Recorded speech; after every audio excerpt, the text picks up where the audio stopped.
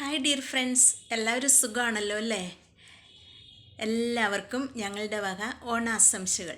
ഇപ്പം എല്ലാവരും ഫുഡൊക്കെ കഴിച്ച് വിശ്രമിക്കുന്ന സമയമാണല്ലോ. അപ്പോൾ ഞാൻ ഓർത്തൊരു കുഞ്ഞു വീഡിയോ ആയിട്ട് വരാം. നിങ്ങളെല്ലാവരും എൻ്റെ വീഡിയോ കണ്ട് സപ്പോർട്ട് ചെയ്യണം കേട്ടോ. പണ്ടൊക്കെ എന്ന് പറഞ്ഞാൽ നമുക്ക് ഓണം എന്ന് പറയുമ്പോൾ തന്നെ ഭയങ്കര ഒരു വൈബാണ്.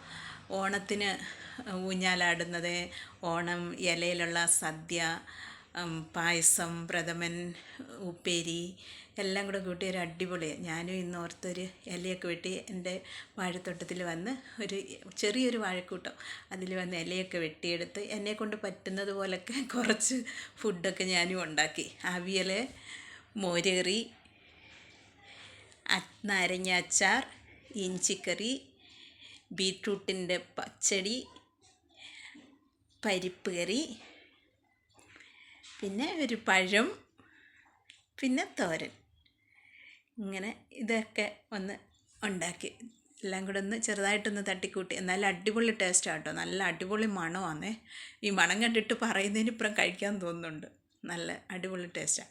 ഇപ്പോൾ എല്ലാവരും അങ്ങനെ ഹോട്ടലിലല്ലേ കൂടുതൽ പേരും. ഇപ്പോൾ ഈ മോഡേൺ യുഗത്തിലെന്ന് പറഞ്ഞാൽ വീടുകളിൽ നാട്ടിലൊക്കെ ഉണ്ടാക്കുന്നുണ്ടെങ്കിലും കൂടുതലും ഹോട്ടലിൽ പോയി കഴിക്കുന്നവരും ഉണ്ട്. ഹോട്ടലിലെ ഫുഡ് കൊള്ളത്തില്ലെന്നല്ല ഞാൻ പറഞ്ഞത്, പക്ഷേ എനിക്ക് ഹോട്ടലിലെ ഫുഡിനേക്കാളും ഇഷ്ടം വീട്ടിലുണ്ടാക്കുന്നത്. ഇനി നമുക്ക് ഫുഡ് കഴിക്കാം അല്ലേ?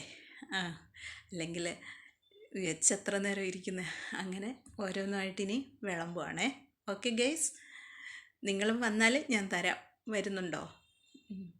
ഹോട്ടലിലെ ഫുഡിനേക്കാളും എനിക്ക് ഒത്തിരി ഇഷ്ടം വീട്ടിലുണ്ടാക്കുന്ന ഫുഡാണ്. വീട്ടിലുണ്ടാക്കുന്ന ഫുഡിനെന്ന് പറഞ്ഞാൽ ഒരു പ്രത്യേക ടേസ്റ്റാണ്.